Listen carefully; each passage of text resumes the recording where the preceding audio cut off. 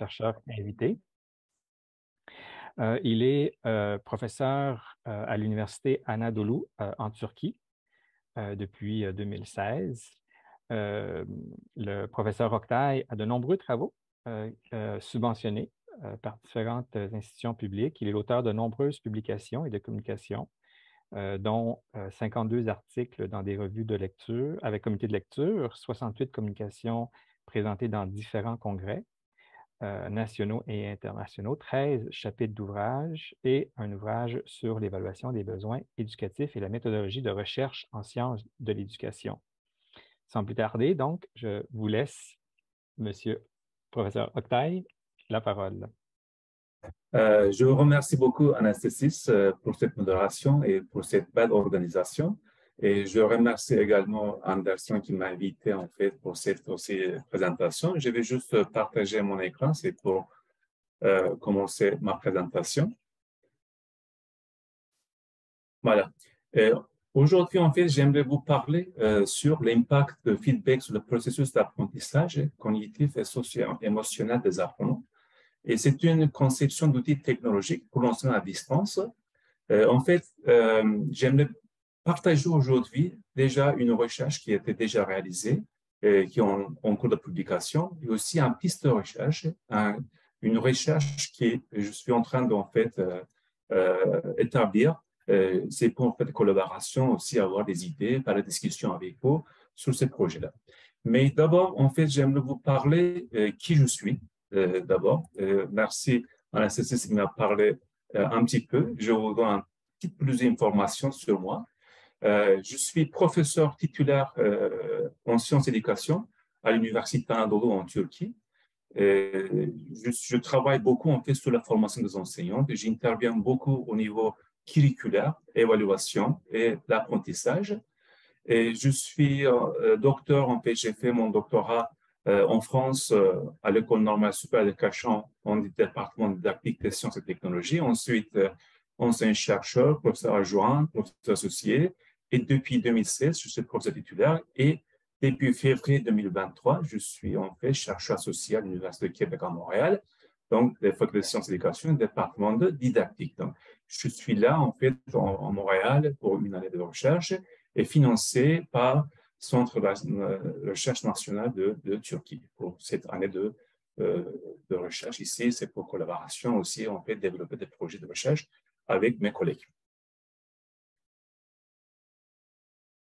Et je suis aussi un fils de 15 ans ici, donc qui est venu avec moi, il va à l'école.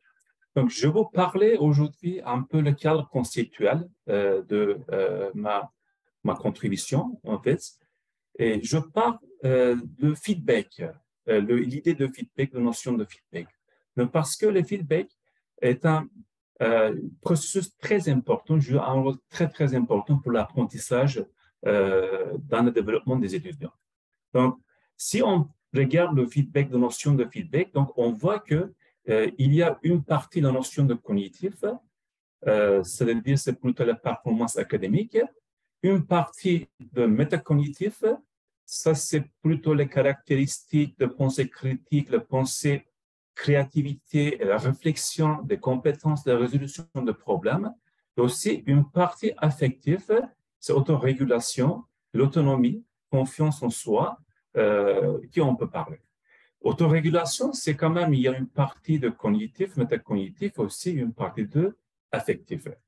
Donc, si on a un feedback aux apprenants, donc c'est les apprenants, ils prennent critique en fait par rapport à leurs tâches et leurs forces, leurs faiblesses, et dans notre domaine d'améliorer pour l'apprentissage dans leur, en fait, dans leur l'enseignement et la scolarisation.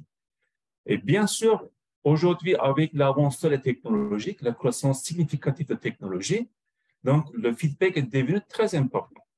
Surtout, je ne sais pas comment, en fait, votre pays, il a vécu la pandémie, la COVID-19, mais en Turquie, tout au début de pandémie, donc on fermé les écoles, bloqué l'enseignement scolaire et puis passé à l'enseignement à distance. Donc, Bientôt, en fait, nous avons vécu un séisme, un tremblement de terre, et nous sommes encore fermés, enfin, nous avons encore fermé les écoles, les universités, et ça continue toujours l'enseignement à distance. Donc, ça veut dire quoi, en fait? Ça veut dire que l'enseignement à distance est devenu incontournable dans notre système éducatif. Donc, en plus des formations continues, en plus des diplômes, en fait, en collaboration avec les différents pays. Donc, c'est vrai que les étudiants, les apprenants, donc, ils vont continuer en fait ces systèmes à l'enseignement à distance. Mais il y a un problème dans ce côté-là. Il y a un problème de motivation, il y a un problème de socio-affectif parce que les enseignants, en fait, ils n'arrivent pas à contrôler la classe, ils n'arrivent pas à communiquer facilement, en fait, mettre en interaction avec les étudiants, et parce que, donc, évidemment, les caméras sont fermées, les enseignants, ils prennent un rôle plutôt le transfert de connaissances théoriques aux étudiants, et donc, ben, c'est vrai que c'est un milieu assez hors de contrôle et il n'arrive pas à observer des élèves, des étudiants vis-à-vis de l'apprentissage. Ça pose un vrai problème. Et un problème cognitif, bien sûr, mais aussi un vrai problème métacognitif et socio-affectif. Et d'un autre côté, la technologie évolue rapidement. Comme vous le savez déjà, le ChatGPT avec l'intelligence artificielle, donc c'est vrai qu'il y a différents outils de feedback aujourd'hui qu'on utilise. Ces feedbacks automatiques, généralement qui viennent de l'ordinateur, c'est les feedbacks d'enseignants, aussi donc les feedbacks des pairs. Donc, qui est très important, qui on peut composer en fait des différents types de feedbacks, c'est pour voir comment ça se passe, l'apprentissage. Et donc, qu'est-ce qu'il faut faire? L'enseignant, déjà aujourd'hui, donc, il doit maîtriser, il a plusieurs différents logiciels de feedback. Parce qu'il y a plein de logiciels, il y a plein d'outils technologiques aujourd'hui donc, dans la base de données. Et est-ce que les enseignants qui peuvent maîtriser ces outils-là, c'est pour donner un feedback efficace, détaillé, constructif, pour bien sûr faire évoluer les apprenants, les étudiants dans leurs apprentissages. Parce qu'on sait que il y a un feedback insuffisant qui peut amener les apprenants à se désengager de l'enseignement, surtout l'enseignement à distance, parce que dans l'enseignement à distance, si on ne donne pas un feedback systématique, et constructif et détaillé, on voit que en fait, les apprenants s'éloignent facilement, en fait, ils s'occupent avec d'autres en fait, choses par rapport en fait, aux tâches qu'ils réalisent en fait dans leurs apprentissages. Donc, moi, je prends le feedback avec ces trois dimensions. La dimension cognitive, une partie qui contient aussi une dimension métacognitive, qui est en fait organiser la capacité d'autorégulation des élèves, des étudiants, aussi augmenter la performance académique.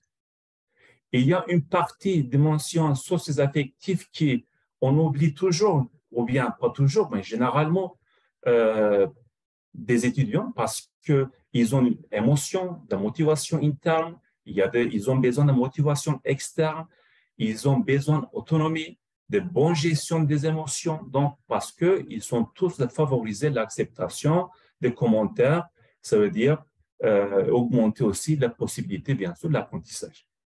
Il y a d'autres parties organisationnelles, c'est pas, on n'est pas dans la classe, mais on est dans la classe numérique, parce qu'il y a la charge de travail, il y a la responsabilité de l'instructeur, aussi il y a des institutions, des différents outils technologiques et l'efficacité, bien sûr, de feedback.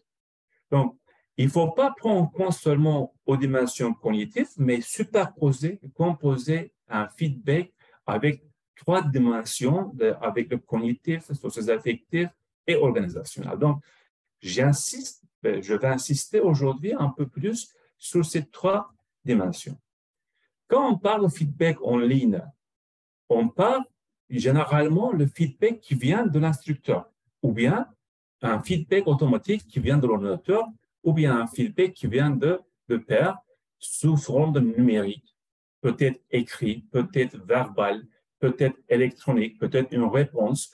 Donc, on utilise beaucoup en fait différentes plateformes comme vidéo-écran, comme peut-être de forums on utilise souvent.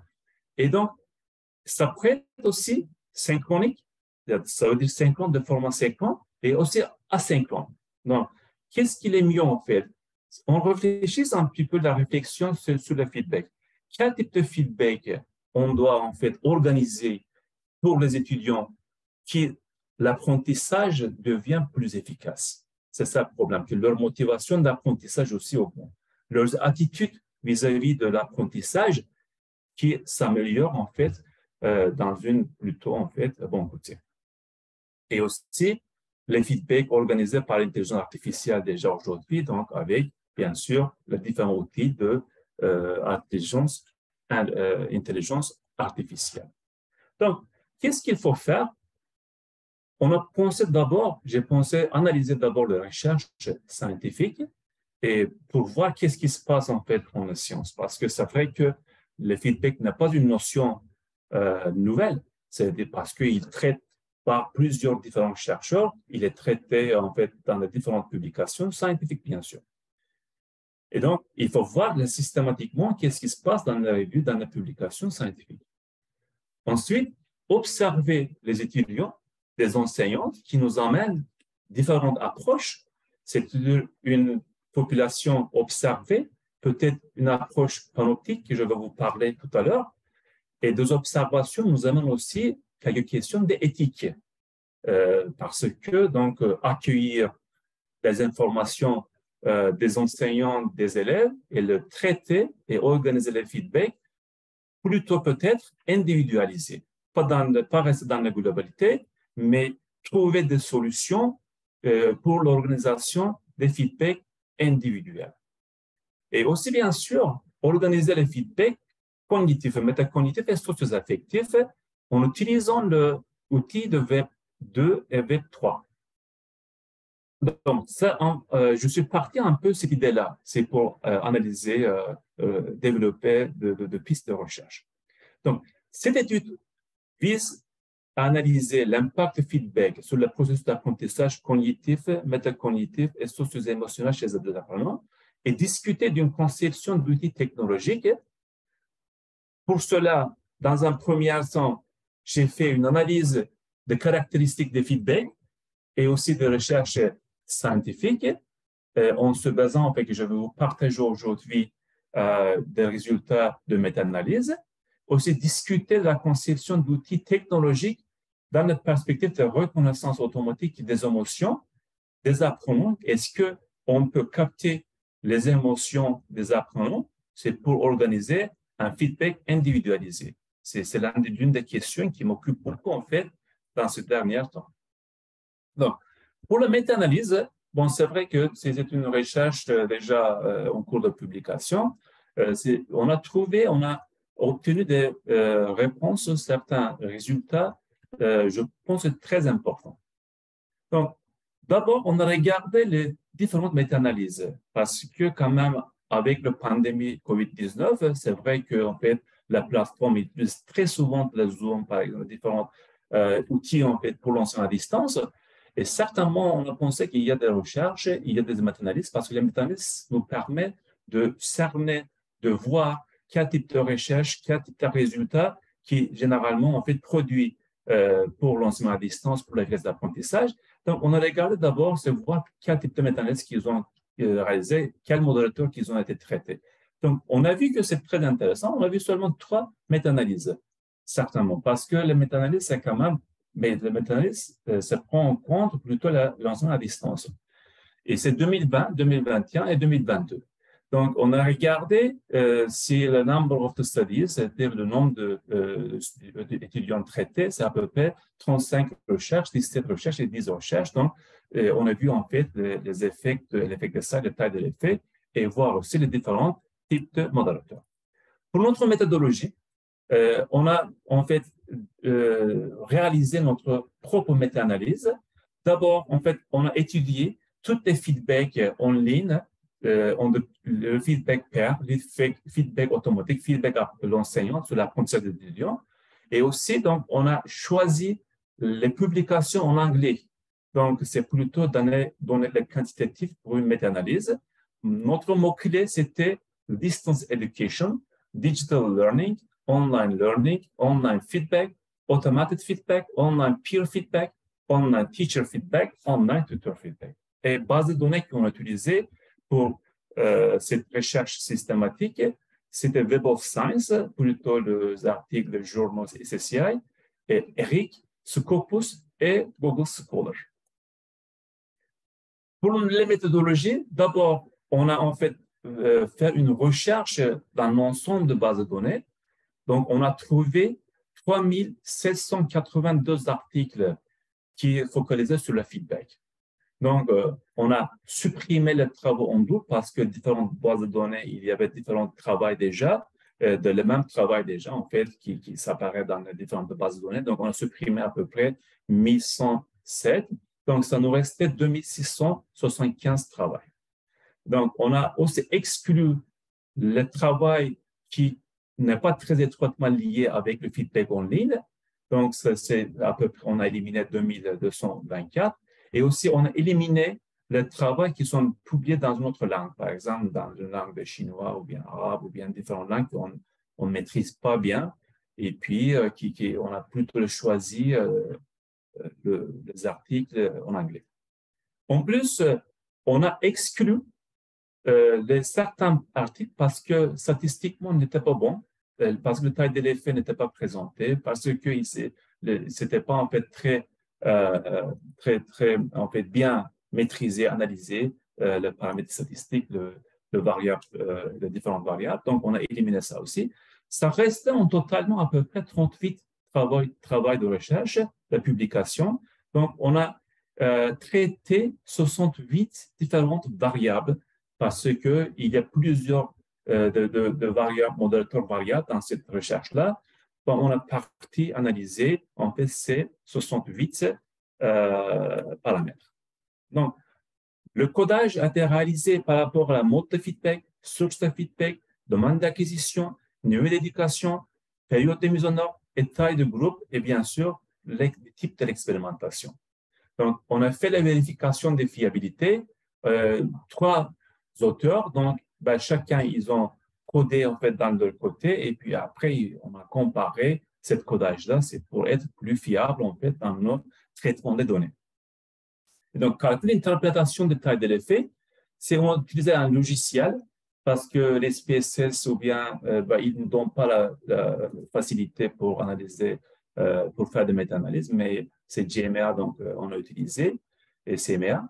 Et on a pris le taille de l'effet, le nombre d'interprétations de Hedge parce qu'il est similaire de Cohen, mais c'est quand même dans l'échantillon le plus petit, en fait, ça donne un résultat plus fiable, mais à peu près le critère, c'est le pareil. Donc, on va utiliser la distribution de Hedge pour commenter le taille de l'effet de cette méta-analyse. Donc, les résultats.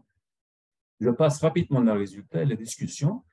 D'abord, on a regardé le forest plot pour voir en fait le taille de l'effet. Donc, on a vu que c'est quand même le taille de l'effet de recherche qu'on a traité, c'est quand même pas mal. Parce que, comme vous le voyez, là, ces carrés, en fait, ou bien, voilà, ces carrés sont assez grands. Donc, on voit que dans ce côté-là, il n'y a pas de problème pour le traitement de données. Ces données, c'est assez fiable, en fait, pour faire une discussion. D'autre côté, le biais de la publication, c'est très important pour une méta-analyse parce que généralement, en fait, dans les études quantitatives, les chercheurs, ils préfèrent publier si leur hypothèse est valide. Ça veut dire s'ils trouvent les différences entre les différentes variables, ils préfèrent de publier. Mais certains auteurs, certains chercheurs, ils ne préfèrent pas publier, par exemple, s'ils ne trouvent pas une significance entre les différentes variables. Donc, ça nous pose un problème pour analyser les méta-analyses parce que ça, c'est aussi une erreur de recherche. Donc, quand on regardait en fait avec le final plot de standard error par Hedge, et donc on a vu que dans ce côté-là, il n'y a pas de grand problème, donc il n'y a pas de biais de publication.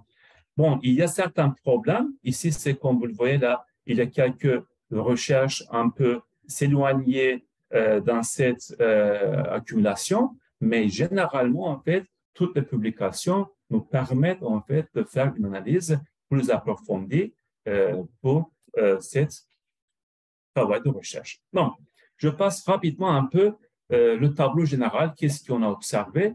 Je vais, en fait, parler chacun de ces modérateurs, mais c'est juste pour vous dire qu'on n'a pas trouvé une significance, différence significante sur le feedback source, c'est-à-dire online automated feedback, online peer feedback et online teacher feedback. Il n'y a pas de différence.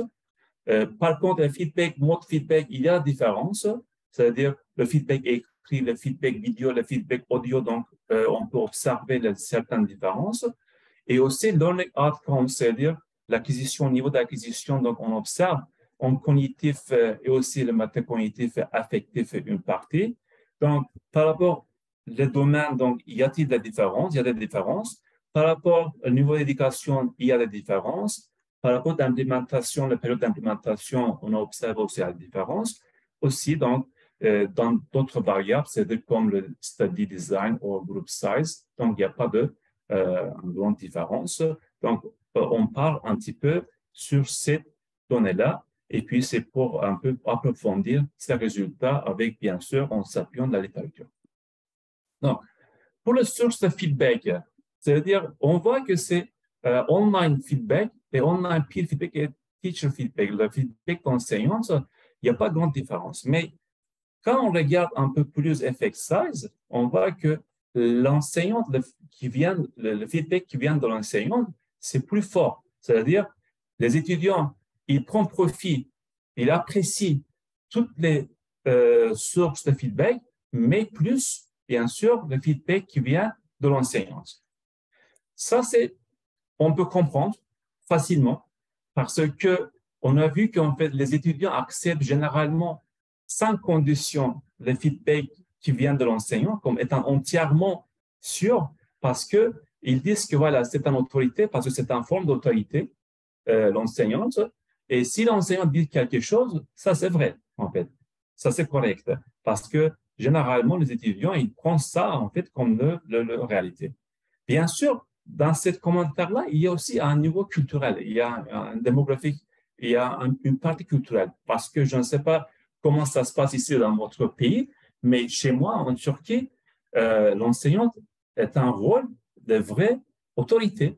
C'est-à-dire, si l'enseignant dit quelque chose, c'est très peu d'étudiants, en fait, ils s'interrogent généralement la parole de l'enseignante. Ça, je sais moi-même, par exemple, dans mes cours à l'université. De temps en temps, quand je discute, par exemple, un concept, en théorie, donc j'ai dit quelque chose erroné, quelque chose de fausse, c'est pas correct, mais j'attends la réflexion des étudiants, ils ne s'interrogent pas.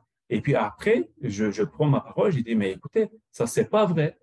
Et pourquoi, en fait, vous ne résistez pas? Pourquoi vous ne dites pas, par exemple, interrogez pas ces notions-là? Parce qu'ils me voient comme une autorité dans la classe. Alors, ça aussi, il y a une partie démographique, culturelle. En France, ce n'était pas la même chose. En France, dans les universités, les étudiants s'interrogeaient le plus, par exemple. Voilà. Et, et on a vu qu'en fait, ils sont plus hésitants de feedback qui vient de leur père parce que, donc, s'ils pensent que ce n'est pas objectif, ils pensent qu'il n'est pas très correct.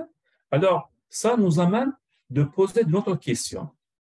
Parce que la littérature nous dit que si l'enseignant ne donne pas le critère d'évaluation, critère de cette, en fait, de tâche et aussi l'objectif de l'acquisition, bon, le pair de feedback, le feedback de pair, ce n'est pas très efficace.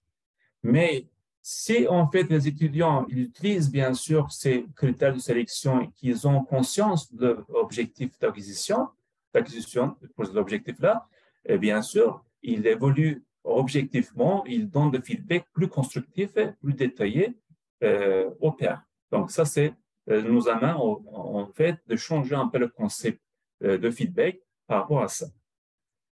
Donc, c'est vrai que les feedbacks rendent des étudiants plus actifs dans le processus d'apprentissage et aussi autogestion de jugement, de développement de leur performance académique, surtout les performances académiques basées des étudiants, c'est-à-dire, ça veut dire les performances académiques inférieures des autres, de moyenne générale, profitent beaucoup en fait par rapport à ces différents types de feedback. Et aussi, fournir des feedbacks des pairs ou permettre des gens, des apprenants, de développer leurs compétences, pensée critique, évaluer objectivement, revoir leur schéma de connaissances, transformer aussi leurs connaissances théoriques, bien sûr, pour cette tâche aussi transformer les différents types d'objectifs de l'apprentissage. Et aussi, donc, on a vu que les étudiants donnent feedback instantané ou différé plus rapidement par l'ordinateur parce qu'ils utilisent beaucoup le média social, Instagram, Twitter, etc., parce qu'ils ont l'habitude, en fait, de l'écrire facilement, en fait, à l'ordinateur. Et donc, le feedback automatique aussi, donc, on voit que c'est très automatique, c'est très efficace pour les tâches cognitives et la nécessite de mémorisation de compréhension analyse. Il y a aussi des différences, bien sûr, dans la perception des feedbacks entre les enseignants et les étudiants. Ces résultats, c'est très important, je trouve, parce que l'enseignant, il pense qu'il donne des feedbacks systématiques détaillés et il organise de bons feedbacks, mais les étudiants, ils ne sont pas d'accord. Ils pensent, ils ont dans une autre perception par rapport à ces feedbacks. Donc, c'est vrai que c'est très intéressant aussi de voir les différentes perceptions des étudiants, en fait, pour analyser ce type de feedback. Par rapport à la feedback, différents modes de feedback, on voit qu'en fait, il y a différence avec le feedback écrit, le feedback vidéo et le feedback audio. En fait, ce qui est intéressant, quand on voit le taille de l'effect size, le feedback écrit n'est pas très, en fait, bienvenu pour les étudiants parce qu'il ne prend pas beaucoup de profit, en fait, par rapport à ça parce que les tailles de l'effet sont très, en fait, inférieures des autres types de feedback. Bien sûr, le travail, ce ne sont pas les mêmes parce qu'il y a quand même 64 travail et il y a très peu de travail, en fait, en vidéo, en audio. On ne peut pas généraliser ces résultats, mais il nous donne quelques résultats, je pense, très importants. Déjà, depuis, en fait, début de pandémie, donc, on utilise beaucoup la plateforme pour l'enseignement à distance, mais il y a très peu de recherches, le feedback vidéo, le feedback automatique et le feedback, en fait, différentes utilisations de ce logiciel. Ça, c'est très intéressant parce que quand on a fait une recherche systématique, de revue de systématique, on a vu qu'il y a pas vrai, en fait, il n'y a pas beaucoup de travail, en fait, dans ce côté-là. Dans notre côté, normalement, les étudiants, même si ici, dans notre recherche, ils montrent seulement deux travail, mais comme vous le voyez, c'est l'effect size, c'est la taille de l'effet, c'est très haut, c'est 1,3. Et donc, je pense que si on augmente, par exemple, différents types de feedback, si on arrive à contrôler différentes variables, bien sûr, l'efficacité de l'apprentissage, ça va augmenter le plus, en fait, dans ce type de renseignement à distance. Mais si on arrive, bien sûr, à composer avec l'écrit, les vidéos et l'audio, donc ça devient très important. Les vidéos et l'audio, donc, on peut traiter de deux façons. Pour le premier, en fait, l'enseignant utilise les vidéos, basé les vidéos, il prend le vidéocaméra, le digital, et puis après, il montre l'enregistrement, et puis il discute avec les étudiants, comme ça, il organise des feedbacks. Mais le deuxième feedback le plus important, l'enseignant, il prend son vidéo à lui, et après, il renverse des étudiants, soit la globalité, soit individualisé.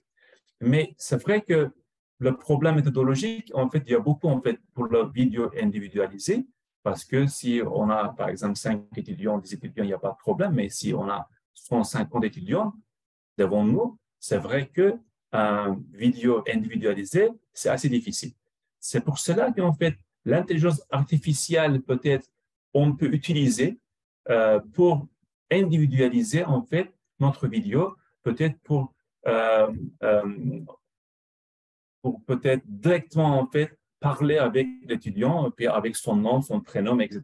Et puis, c'est pour analyser ses tâches et même différencier son chemin parce que aujourd'hui, en fait, dans notre siècle, donc, il faut organiser, trouver des solutions de différents types de feedback pour différencier les étudiants. Pas rester dans la globalité, dans la même, mais il faut différencier par rapport à la réponse, par rapport aux tâches qui sont réalisées, par rapport leur contribution qui ont en fait apporté, qui on a donné les tâches par rapport à l'objectif de définition des objectifs. Donc, je pense que c'est ça qui, en fait, ça m'intéresse beaucoup. C'est ça que je pense beaucoup.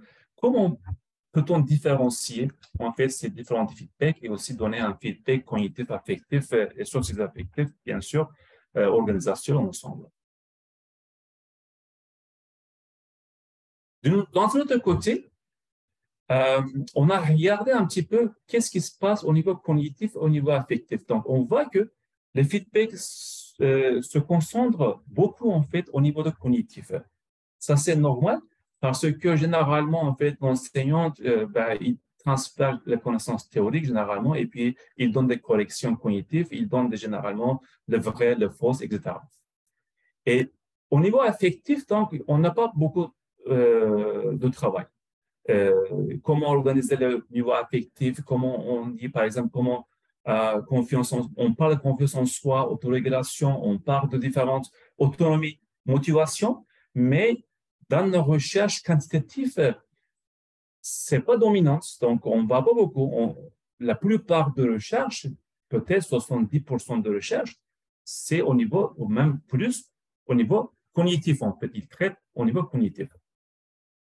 Mais la recherche nous a montré qu'en fait, affectivement, seulement pour dire que les étudiants, voilà, c'est bon, tu es bien fait, c'est très bien, c'est ce que tu as fait, pour en fait donner des motivations, donner des, en fait, comme ça, des paroles de verbal affectif n'est pas suffisant. Même peut-être au contraire, il peut peut-être même empêcher les étudiants d'aller plus loin. Et donc, le feedback affectif est efficace si s'accompagne aux tâches cognitives. C'est-à-dire, si l'élève, en fait, est en train de réaliser une tâche, et si on donne le feedback cognitif et aussi accompagne le feedback affectif, ça devient plus intéressant. Ça, c'est une partie de ça. Mais c'est vrai que les feedbacks sont particulièrement sur le plan cognitif, et donc, ça sert beaucoup, en fait, des étudiants pour augmenter leur performance académique. Et aussi, donc, il y a une partie de la méthode cognitive, la pensée critique, la pensée créative de réflexion. Donc, et il faut trouver une combinaison qu'on peut mélanger avec le feedback positif, c'est-à-dire émotionnel, et aussi cognitif. Donc, c'est pour améliorer l'apprentissage des élèves, bien sûr, utilisation de types de feedback détaillés et constructivement élaborés. Et c'est pour orienter les élèves dans une approche, dans un apprentissage un peu plus profond. Mais ce qui est important dans ce point-là, c'est ce qu'on a observé, le période de feedback. En fait, comment on peut donner le feedback? C'est-à-dire, il y a le feedback instantané, il y a le feedback peut-être avec un intervalle plus large. Dans quelle période on peut organiser ces différents types de feedback? Dans la littérature, on n'a pas trouvé la solution, on n'a pas trouvé la réponse à, parce qu'il n'y a pas beaucoup de recherches qui traitent en fait le période de feedback efficace. C'est-à-dire, est-ce qu'il faut donner instantanément? Est-ce qu'il faut donner une semaine après? Est-ce qu'il faut donner 2 semaines après? Donc ça, on n'a pas vu le résultat, on n'a pas vu la réponse, mais on a vu la réponse, par exemple, combien de semaines, donc, si on fait le feedback qu'il était efficace, on a vu que c'est 11 semaines, donc, si on fait le feedback est efficace. Mais il n'y a pas de justification ça. En fait, on ne peut pas, par exemple, j'arrive pas à discuter ça parce qu'il n'y a pas beaucoup d'éléments pour discuter. En fait, il faut faire des recherches plus approfondies peut-être pour discuter ces résultats-là.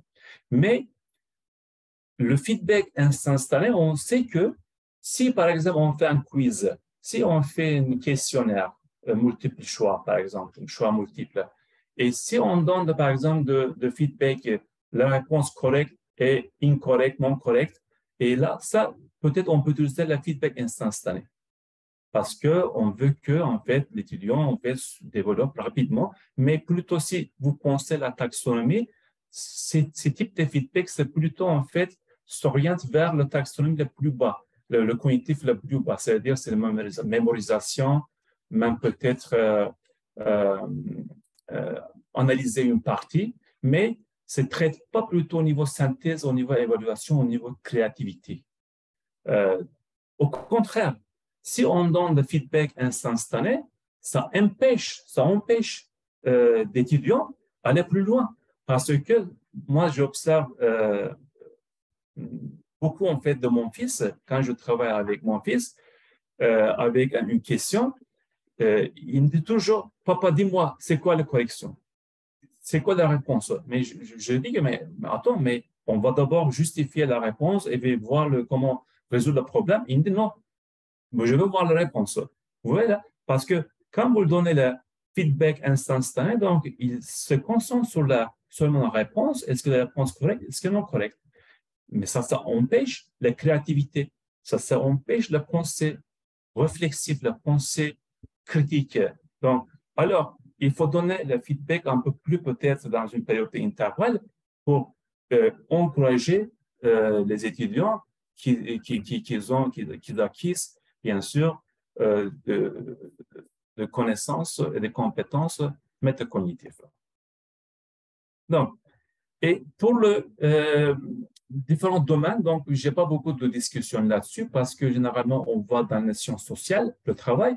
Il y a très peu de travail dans l'engineering and technological sciences et très peu de travail dans les sciences naturelles. Donc, on ne voit pas beaucoup de questions de traitement ça, mais on va au niveau de plutôt la santé, la médecine, qui travaillent généralement en fait les feedbacks.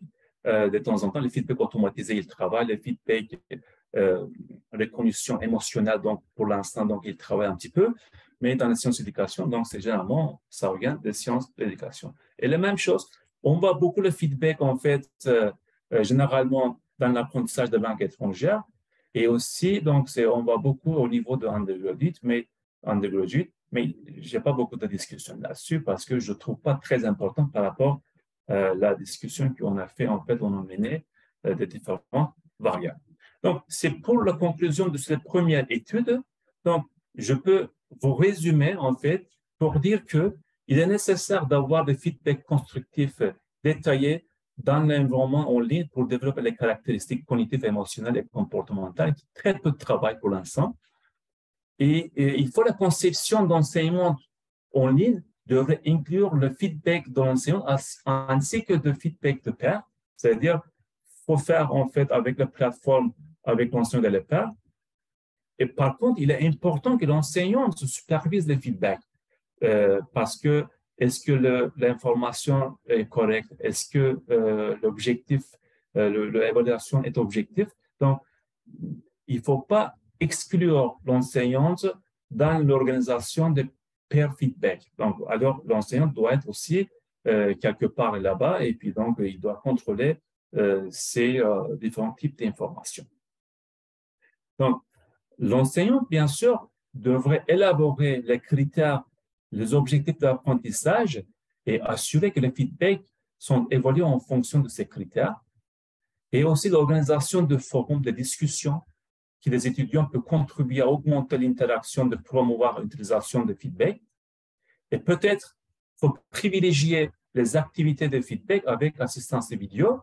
Ça peut être automatique, ça peut être synchrone, ça peut être asynchrone, mais plutôt trouver des solutions organisées, élaborées avec un feedback individualisé.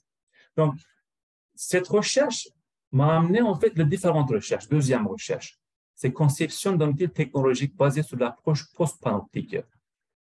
Bon, l'approche panoptique, c'est vrai que c'est quand même, il y a beaucoup de critiques parce que aujourd'hui, en fait,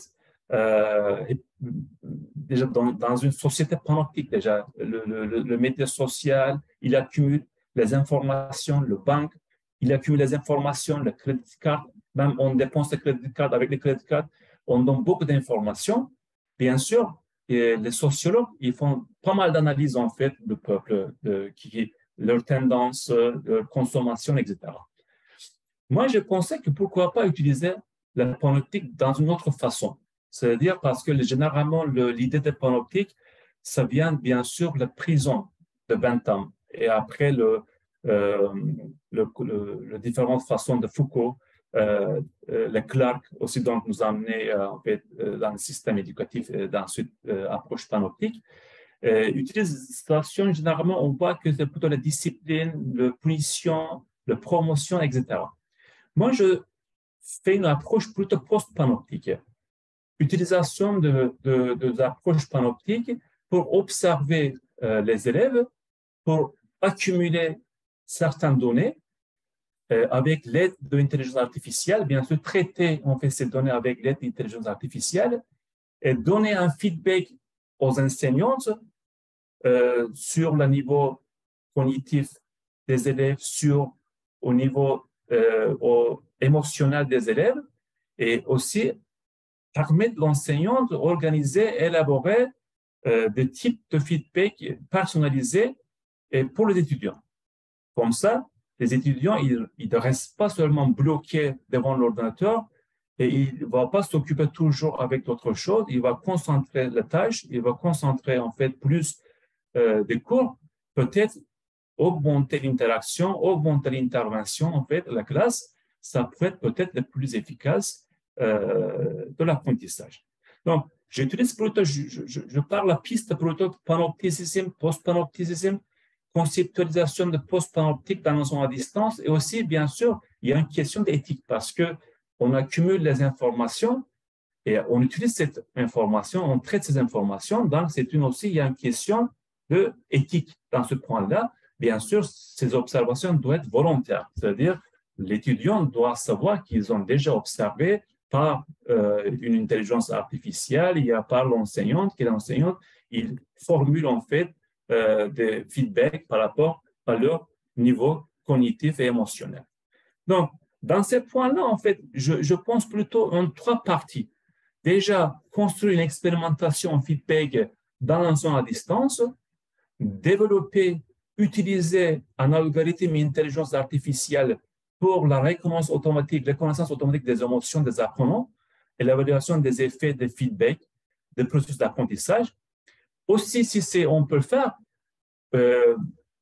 on peut observer plus loin, même physiquement, c'est-à-dire avec le neurologie cérébrale, qu'est-ce qui se passe en fait neurologiquement quand on donne le feedback, cognitif, émotionnel, etc. Donc, je pense qu'on peut aller plus loin par rapport à ces observations-là. C'est pour ça que j'ai utilisé plutôt la panoptique, la post-panoptique, l'approche. Donc, analyser peut-être les activités neurologiques vis-à-vis des feedbacks cognitifs et émotionnels. Donc, c'est une recherche que je suis en train de réaliser et même chercher des collaborations. Je vous dis maintenant à mes collègues, toutes mes collègues m'écoutent, et donc peut-être de collaboration dans ces points-là. Donc, pour cela, en fait, je fais une expérimentation de groupe de contrôle et avec les observations et ensuite faire l'observation des feedbacks et analyser les données et aussi organiser les feedbacks individualisés. Et pour cela, en fait, il y a différents systèmes de biométriques qui, on voit qu'en fait, pour l'instant, ce n'est pas très répandu, ce n'est pas très utilisé dans l'enseignement, en fait, dans le système d'éducation, généralement parce qu'ils utilisent dans la sécurité, dans peut-être discipline, etc. Mais on ne va pas, pourquoi pas utiliser en fait ces systèmes biométriques pour donner un feedback individualisé. Comme ça, on peut capter les images, les émotions des élèves, les connaissances faciales, on peut capter les yeux, on peut capter même peut-être certaines données biologiques pour organiser un feedback plus constructif. Parce qu'il y a des outils, il y a des technologies pour ça. Parce qu'il analyse par exemple de nervosité, il analyse la focalisation, il analyse aussi peut-être quand il s'ennuie, quand on le plaisir, quand on met en colère. Vous voyez là, normalement, on peut traiter beaucoup de choses en fait à l'enseignement à distance avec les ordinateurs parce que nous avons de logiciels, nous avons des intelligences artificielles, nous avons des caméras. Donc, on peut capter pas mal de choses des étudiants et peut nous aider, bien sûr, à organiser notre feedback individualisé. Comme vous le voyez, par exemple, pour une recherche, donc, il y a de classification, il y a de time, il y a de capture de sessions, de contents, de différents dialogues.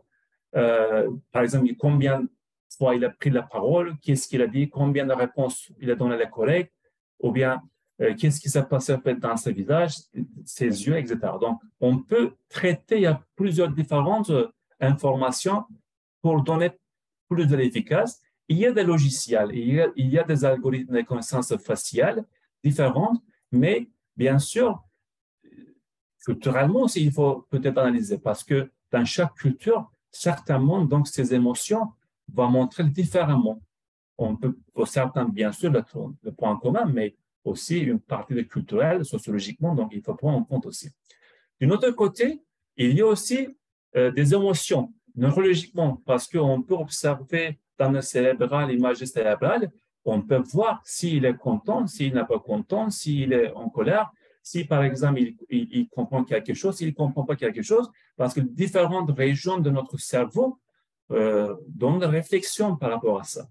Donc, alors, pourquoi pas utiliser aussi certaines technologies par rapport à ça? Et donc, c'est ça qui, en fait, m'a amené de penser plus dans une globalité, de voir ça. J'ai regardé pas mal de travail, de publications, on fait ça. C'est intéressant. Ces dernières années, ça commence à augmenter un petit peu. Différentes recherches. Dans les sciences d'éducation, c'est plutôt les conditions de visage, etc., les yeux, on voit ça. Mais on voit plutôt en Chine, les chercheurs chinois s'intéressent beaucoup avec ça. Comme vous le voyez, je vous ai donné quelques informations supplémentaires. Par exemple, donc, on voit que 2023, 2022 et 2019 et aussi 2018, généralement, donc on voit certaines recherches, mais si vous le voyez là, généralement, le chinois, les chercheurs chinois qui travaillent beaucoup, et aussi le nombre de publications, quand le nombre de publications, c'est plutôt les publications, pas vraiment, en fait, pas éducation dans le système d'éducation, c'est plutôt la communication, imagerie, représentation, computers, human, pattern recognition, procedure computer sciences, learning, media and technology, computer education, complexity.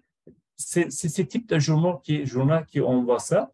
C'est vrai qu'en fait, il y a beaucoup de choses encore à faire, adapter peut-être ces technologies pour l'enseignement à distance et pour aussi un feedback efficace. En fait, c'est à peu près ça que je voulais vous présenter, de vous partager, un peu discuter cela. Ma recherche continue, différentes parties, parce que je suis en train d'aussi expérimenter une autre recherche, une recherche plutôt automatique, vidéotisée, vidéo feedback. Aussi dans notre recherche de feedback littératie. Bon, c'est vrai qu'en fait, j'ai travaillé différentes, je continue à analyser différentes données pour construire un milieu productif et mettre des dispositifs pour efficacité de feedback. Merci pour votre attention. Je vous remercie en avance pour votre discussion. Et je pourrais vous répondre à des questions si vous avez des questions, bien sûr. Merci, merci beaucoup, Octave. C'est très intéressant. Très intéressant. Il y a pour l'instant deux questions. La première, assez courte, très facile. On aimerait avoir la référence de la méta-analyse que tu as, Ouais. que tu as soumis hein, pour publication avec les collègues, Ouais. si c'est possible. Ouais. Et ouais. une deuxième question. Dans la méta-analyse que vous avez réalisée, est-ce que les articles sélectionnés s'intéressent plus particulièrement à certaines mesures de l'efficacité du feedback que d'autres? Par exemple, la performance d'apprentissage, point de vue et perception des étudiants, sentiment de progresser, etc. Ouais. Oui, j'ai toutes les références. Je pourrais vous partager ici dans la plateforme, même aussi, peut-être c'est une publication déjà, il va être publié, j'espère, bientôt. On a toutes les références parce qu'on a fait quand même une recherche très large parce qu'on n'a pas mis beaucoup de limitations de date. Généralement, donc, depuis 2010 et 2023 parce que l'enseignement à distance a répondu plus en fait euh, fréquence pour l'enseignement post-système éducatif. Donc, on a toute la référence. Mais c'est ce qui est intéressant en anesthésie dans cette recherche-là. On utilise beaucoup en fait le feedback, la notion de feedback. On utilise beaucoup les plateformes d'enseignement à distance, mais il y a très peu de recherches au niveau de le feedback en ligne. Donc, par exemple, la perception. Donc, par exemple, moi, j'ai vu une seule recherche, certainement peut-être il y en a d'autres, peut-être différentes bases de données, peut-être on n'a pas vu, mais moi, j'ai vu une seule recherche, par exemple, qui traite les différentes perceptions d'enseignants et les étudiants par rapport à la feedback en ligne. Ça, c'était très intéressant parce que on a vu que c'est complètement, en fait, il y a différentes perceptions des enseignants et des étudiants par rapport vis-à-vis de ces feedbacks-là. Et donc, on a vu très peu de recherches au niveau affectif, par exemple, la confiance en soi, l'autonomie, l'autorégulation. Et il n'y a pas, par exemple, de travail qualitatif parce qu'il y a le travail quantitatif, mais il y a très peu de travail aussi qualitatif parce que certainement, il faut aussi des entretiens semi-directifs, il faut des observations constructives et peut-être pour analyser cette situation-là, parce que c'est vrai que les données quantitatives nous permettent un peu d'analyser, de cerner statistiquement c'est quoi l'efficacité, mais c'est pour faire une analyse approfondie pourquoi en fait cette différente perception, parce qu'il y a beaucoup de variables qu'on ne peut pas contrôler. C'est une structure complexe. Il y a beaucoup de choses en fait. Par exemple, la connaissance de l'enseignant, le milieu, les caractéristiques des étudiants, parce que les caractéristiques sont différentes des étudiants. Certains, par exemple, reçoivent le feedback facilement, certains résistent vis-à-vis du feedback. Donc, certains, le feedback, certains, il motive, certains démotivent. Tu vois, la réflexion, c'est différent en fait. Il y a beaucoup de différents types de caractéristiques, la stratégie d'apprentissage, etc., par les étudiants. Donc, c'est vrai qu'il faut voir avec une étude mixte, par exemple, donc avec une quantitative et qualitative. Donc, c'est pour voir qu'est-ce qui se passe là derrière de cette situation. Merci, merci Octave. Il y a d'autres questions maintenant qui sont rentrées. Euh, alors, une question. Quelle est la place de l'autorégulation des apprentissages des étudiants dans vos recherches? Ouais.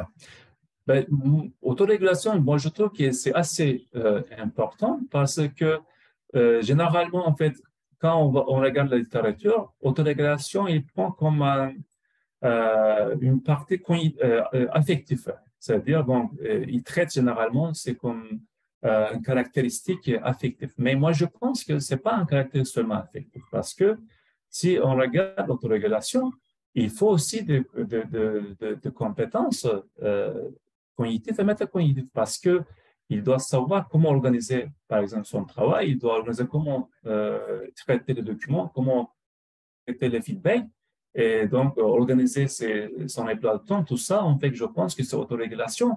Il y a une partie affective et il y a une partie cognitive, plutôt le mode métacognitif. Mais dans nos recherches, quand même, on voit certaines recherches qui abordent, qui traitent cette question-là, mais comme je vais le dire, ce n'est pas très dominante. On ne voit pas beaucoup de données de justification, c'est pour discuter en fait plus approfondi. Donc, on voit généralement le concept autonomie, la confiance en soi, autorégulation, mais c'est vrai que donc ils ne donnent pas beaucoup d'arguments pour discuter est-ce que quelle situation est très efficace, par exemple, pour l'autorégulation des étudiants. Qu'est-ce qu'il faut faire, par exemple, c'est pour augmenter la confiance en soi quand on donne le cours à distance, les feedbacks. Donc, c'est vrai qu'en fait, ils ne donnent pas les arguments suffisants, c'est pour discuter ça. Et il y a très peu de travail, comme je viens de dire. La plupart du travail, c'est très de la cognitivement, en fait, de feedback, une partie. Je comprends ça parce que le domaine affectif est très complexe. C'est pas facile d'analyser affectif parce qu'il y a l'attitude, il y a la confiance en soi, il y a les différentes autorisations. C'est pas facile à cerner en fait tous ces différents points. Et je pense que c'est un peu ça. Les chercheurs, c'est plutôt en fait, ils restent plutôt au niveau cognitif au lieu de bousculer en fait un domaine un peu plus flou. Euh, voilà. Merci, Octave. Une question de clarification. Est-ce qu'il y avait des recherches sur des feedbacks en présentiel ou c'était que des recherches sur des feedbacks qui étaient à distance? Moi, je travaille seulement le feedback en ligne, à OK, distance. merci. Alors, une autre question. Est-ce que le type de technique de feedback a été considéré? Et là, par type de technique, on veut dire euh, soit technique directe ou reformulative versus indirecte ou incitative. Ouais. Euh, Pas systématiquement. Ben, il y a de la recherche, mais c'est vrai qu'en fait, méta-analyse, analyse quantitative, c'est plutôt se focalise sur les données obtenues par rapport à l'efficacité, par rapport à la différentes utilisations de différentes variables. Donc, pour cela, il faut faire l'analyse de contenu. C'est pour analyser un peu qu'est-ce qui s'est passé, comment ils ont organisé l'expérimentation, comment ils ont organisé, par exemple, le contenu de feedback, quel type de feedback, le présentiel, direct, indirect, etc. Donc, ça demande, ça nécessite une analyse plutôt qualitative de travail de recherche, c'est pour voir qu'est-ce qui se passe. Moi, généralement, dans notre étude de recherche, on a pris déjà réalisé différentes méta-analyses. Donc, on a regardé un peu ça, qu'est-ce qui s'est passé. Et aussi, on a fait des analyses plutôt au niveau quantitatif, de données quantitatives, pour voir l'efficacité avec le variable modérateur. C'est pour ça que je ne peux pas beaucoup analyser en fait le contenu et le type de feedback plutôt qualitativement. Bien, merci. Octave, une question de précision et en fonction de la réponse, il y aura une sous-question. Les articles qui ont été considérés, les années de publication, c'est entre 2020 et 2023? Non, pour les lancements à distance de feedback, en fait, on n'a pas mis le date normalement. Donc, on a été les plus larges, mais on a vu que généralement, et que c'est plutôt accumule en 2010 et 2023.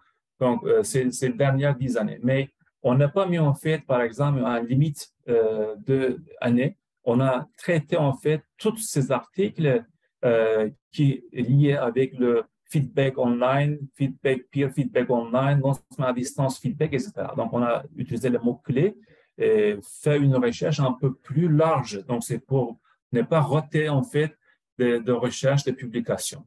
Mais D'accord. quand je viens de vous parler plutôt analyse numérique, ça veut dire les cognitions de faciales, l'analyse des yeux et aussi neurocérébrale. Donc, ça, c'est plutôt en fait, ça focalise de 2020 à 2023.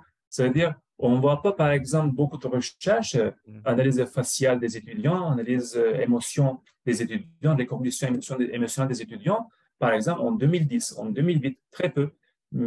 D'accord. Il y a de 2018, 2019 et 2023. Donc, Merci. Oui, voilà. c'est bon. Merci pour la précision parce qu'il y avait un souci de contexte pandémique qui aurait pu influencer effectivement, Ouais, mais ce n'est pas le cas. D'accord. ouais. Une autre question intéressante ici. Avez-vous des pistes d'explication pour comprendre pourquoi le feedback écrit a un effet modéré? Moi, je pense que les étudiants, en fait, peut-être, je peux, par rapport à la recherche que j'ai réalisée, les étudiants ne préfèrent pas beaucoup lire, peut-être, certains feedbacks écrits, et puis n'aiment pas beaucoup écrire aussi de feedback. Donc, ils préfèrent plutôt de parler de feedback verbal qui est orienté directement personnalisé, plutôt, en fait, au lieu de préférer le feedback en écriture. Ça pourrait être peut-être cette génération. Il faut discuter sociologiquement parce que c'est vrai qu'il y a beaucoup d'images, beaucoup de messages courts. Parce que, par exemple, quand on fait une vidéo, on ne peut pas, par exemple, faire une vidéo 20 minutes, 25 minutes. Donc, il faut délimiter avec 6 minutes, 7 minutes de vidéo. Vous voyez, là, même les vidéos, en fait, les étudiants, ils ne supportent pas, par exemple, 10 minutes de vidéo, 15 minutes de vidéo, parce que ça, c'est concentration, c'est rapidement, en fait, s'éloigner dans une autre tâche. Et l'écriture, peut-être c'est à peu près la même chose, parce qu'ils préfèrent plutôt le feedback verbal le feedback vidéo, quelque chose qui peut être plus visualisation. Le feedback visualisé, en fait, il faut voir ça. Mais le feedback écriture, l'écrit de feedback, donc il ne prépare pas beaucoup, en fait. Et l'enseignant, je pense, il donne beaucoup les feedbacks en écrit, mais je pense qu'il faut réfléchir un peu ça, peut-être modérer avec les différents types de feedback. Merci. Une petite question de clarification. Pour quelle raison, pardon, quelle est la raison pour laquelle vous utilisez indistinctement la mention enseignement en ligne et enseignement à distance? N'y a-t-il pas une différence entre les deux? Moi, en fait, enseignement en ligne, ça prête plutôt peut-être, moi, quand je parle à l'enseignement à distance, généralement, donc je parle à peu près l'enseignement synchrone et aussi milieu asynchrone, donc généralement. C'est-à-dire il y a un enseignant qui organise le cours, organise le feedback, organise les vidéos, accompagne les étudiants, les élèves, etc. L'enseignement en ligne, ça peut être pour moi, il y a aussi les documents, parce qu'il y a documents, il y a différents outils, il y a aussi le feedback automatique qui est donné, par exemple, par l'ordinateur. Les étudiants peuvent apprendre eux-mêmes, en fait, devant l'intelligence artificielle et utiliser les différentes ressources pédagogiques, lire, étudier différentes, par exemple, lire ou bien un article. Moi, je prends dans une peut-être dans une perspective plus large. Mais pour moi, au moins, la question que je traite, l'enseignement à distance, c'est avec un milieu numérique asynchrone ou synchrone, que l'enseignante et le père travaillent ensemble et les étudiants, les enseignants accompagnent en fait la réalisation de ces tâches. Euh, je prends plutôt ça. Mais c'est vrai que la littérature, je n'ai pas beaucoup de différence entre les deux. Moi, généralement, j'utilise l'enseignement à distance. D'accord. Un commentaire et une question, je pense, plus en lien avec la deuxième étude. Donc, le commentaire, c'est monitorer la cognition en temps réel présente plusieurs difficultés. Par exemple, l'utilisation de l'IRMF, mesure continue à traiter pour le G, calibration du suivi oculaire portatif, etc. Donc, difficile à implanter à grande échelle. Ça, c'est Ouais. le commentaire. La question. Pourquoi ne pas augmenter la fréquence des évaluations pendant la séance synchrone et donner de la rétroaction en fonction des résultats obtenus? Ouais, ouais, c'est possible. On peut avoir toutes les fréquences aussi. Mais c'est ça qu'en fait, j'essaie de le faire. C'est ça qui est un projet assez, pour moi, assez grand, en fait, parce que je pense qu'on peut utiliser, profiter de l'intelligence artificielle pour traiter ces données. Et aussi en plateforme, on peut construire une plateforme qui va traiter en fait toutes ces données-là et puis il va nous donner une synthèse pour chaque étudiant. Donc, et puis il va dire que voilà, c'est tel étudiant, donc voilà, c'est ça qu'il a donné. Quand vous voyez, vous cliquez tout ça, en fait, donc vous voyez toutes les informations des étudiants et puis différentes, par exemple, il y a toutes les différentes données, en fait, il nous apporte. Et puis là, l'enseignant, ça peut voir en fait instantanément.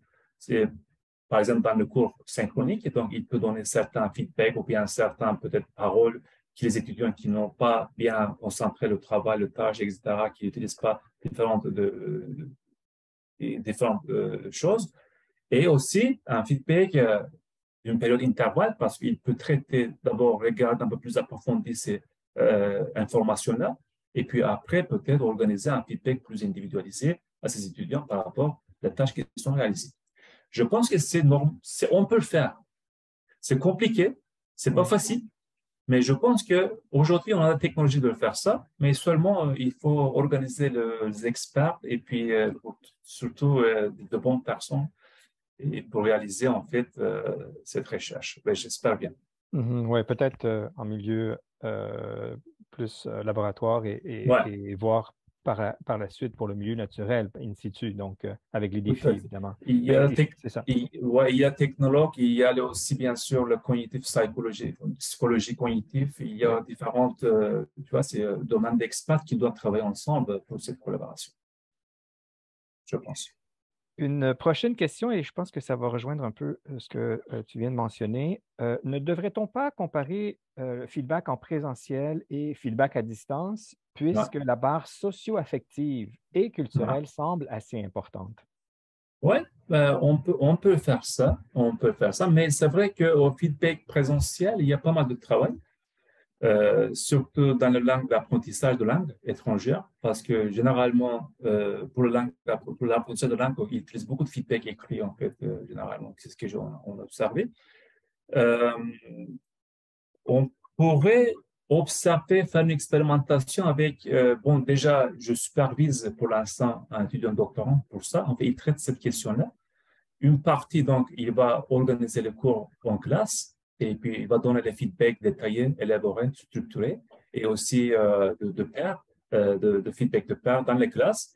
Et aussi, il va donner, dans une groupe d'expérimentation, il va donner aussi de feedback automatique, vidéo, pour voir la différence, ce qui se passe entre deux. Donc, là, on est en train de faire. On est en train de faire. Et là, on va voir les observations, les résultats, je pense que bientôt. Donc, ça, c'est une question de recherche qui ont déjà travaillé là-dessus. Excellent. Alors, commentaire. Je vous remercie pour cette présentation très intéressante et pour la deuxième étude qui ouvre de belles pistes pour la recherche avec l'intelligence artificielle.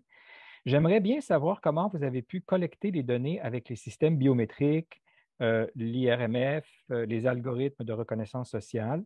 Est-ce l'université? Est-ce que l'université est équipée ou ce sont des applications qu'ils peuvent télécharger sur leur ordinateur? Ouais. C'est pourquoi je suis là, en fait, anesthésiste, parce que je sais que comme la Turquie n'existe pas, franchement, parce que j'ai développé ce projet-là, la Turquie, donc on n'a pas de moyens, en fait, dans l'université pour réaliser cet objectif-là. Mais ici à l'UQAM, donc, et aussi au Canada, au Québec, aux Trois-Rivières, aux différentes universités qui, je sais, en fait, je vois, on fait, c'est pas, il y a de l'UQAM, ici, en fait, il y a le laboratoire dans le faculté des sciences et d'éducation, il y a des experts, il y a des collègues qui travaillent beaucoup, en fait, dans ces points-là. Ben, je veux bien, en fait, collaborer avec tous ces collègues, en fait, autour de moi, à l'UQAM, aux différentes aussi de villes de Québec et pour réaliser ce projet de recherche. Ici, il y a le moyen, je pense, au Canada, qu'on peut le faire parce que c'est quand même, c'est assez cher. C'est pas gratuit, en fait, parce que les logiciels, les outils, tout ça. Donc, c'est vrai qu'il demande beaucoup de financement et aussi demande beaucoup d'expertise. Je pense qu'ici, au Canada, donc, il y a l'expertise, il y a le moyen qui explique ma motivation que je suis là, en fait, c'est un peu ça. Mhm. Ouais. Oui, oui, oui. D'ailleurs, quelques collègues au département ont effectivement soit Ah, accès à des laboratoires équipés ou exactement. ils ont l'expertise, oui. Exactement. Alors, on veut te rassurer, Octay, qu'au Liban non plus, c'est pas disponible. Donc, il y a ce commentaire. Ouais, je sais. Il n'y a pas d'autres questions dans la liste. Moi, j'avais une question, je peux me permettre. J'étais étonné de voir que tu as trouvé pour le domaine beaucoup plus d'études en sciences sociales Ouais, que dans les autres.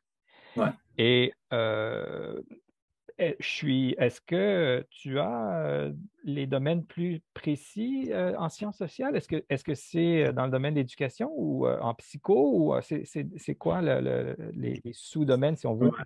C'est, en fait, dans l'éducation, c'est quand même, c'est un peu différentes parties, plutôt le psychologie cognitive, donc on voit, on fait pas mal de recherches, et une partie, on voit plutôt les technologies, au cours de la technologie, le computer d'éducation, la technologie d'éducation, donc on voit ça plutôt. Une partie, on voit beaucoup, en fait, dans la revue de langue, l'apprentissage de langue, l'apprentissage de langue étrangère, FLE, etc. Donc, et puis, mais très peu de recherches en sciences d'éducation. Ça veut dire, par exemple, le traitement de questions en sciences de l'éducation, c'est quand même très peu. Généralement, ça passe à peu près les différents domaines de touche sur différents domaines d'éducation. Mais c'est vrai que on a besoin aussi, par exemple, d'activités de sciences pures, par exemple, le mathématique, le physique, le différent, par exemple, l'ingénierie, différents domaines. Donc, il y a très, très peu de recherches là-dessus. Et aussi, on voit certaines recherches, comme je viens de vous dire, en fait, en santé sociale, ça veut dire médecine, Mhm. nurserie, etc. Donc, il y a différentes aussi de recherches qu'on voit ça. Mais ça m'a aussi touché beaucoup, en fait, que j'ai vu que parce que moi, je travaille dans la sciences d'éducation et puis plutôt, on organise en pédagogie générale. Donc, c'est là que c'est très peu de recherche là-dessus. Oui. Oui, puis surtout, ben, en faisant une méta-analyse, c'est sûr que ça nous prend, c'est des Ah, données quantitatives. Donc, oui, ça ne veut pas dire qu'il n'y a pas des recherches, oui, des tout à fait, écrits, mais tout à fait. probablement avec des méthodologies plus des données qualitatives. Ouais. Oui, il y a de la recherche parce que le qualitatif, parce que surtout, en fait, quand on donne le feedback, par exemple, la confidence de feedback, différentes évaluations, etc.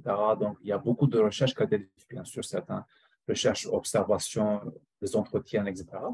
Mais bien sûr, on a parti plutôt le taille de l'effet de, généralement, le variable qualitatif pour voir l'efficacité et statistiquement, il y a des significances ou non. Bon, il y a pas d'autres questions. Est-ce que tu permets une dernière question?